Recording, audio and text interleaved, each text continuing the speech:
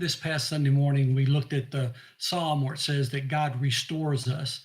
And we saw that this verse is talking about when a sheep or shepherd sees a sheep that is cast, he goes and restores it. It puts it back on his feet and gets it back up going again. And usually when a sheep does that, it doesn't do it on purpose. It just happens. But if a shepherd notices that it happens more than once or twice, he more than likely it's because of the wool is too long, it's too heavy, it's too matted up with mud and rocks. And when it gets wet with water, it's very heavy. So what he does, he takes his shears out and shears the sheep. Now, the sheep does not like being sheared, and it's kind of hard for the shepherd to do. It's not an easy task.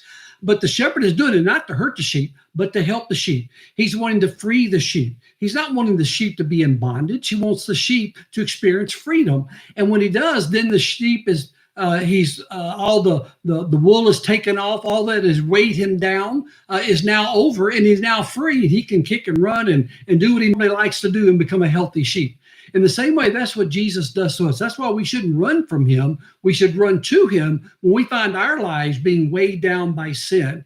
Because he says, "Come unto me, all ye who are weary and heavy laden, and I will give you rest." He said, when we're heavy laden is when we have tried to get rid of all the junk in our lives. We realize we can't.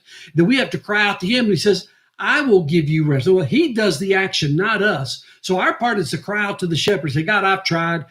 This thing is getting me. I'm not getting much victory. I'm getting more defeat than victory. And the harder I try, the worse it gets. So God, I got to give up and let you. So God, today, free me from all the sin in my life. Free me from those things that bind me, that trip me up, so that I can run with freedom and be like the sheep in this psalm, where I could be flourishing and produce much sheep for your glory." Try that this week. Just cry out to God. Say, "I can't, but you can," and see what he will do. Thanks.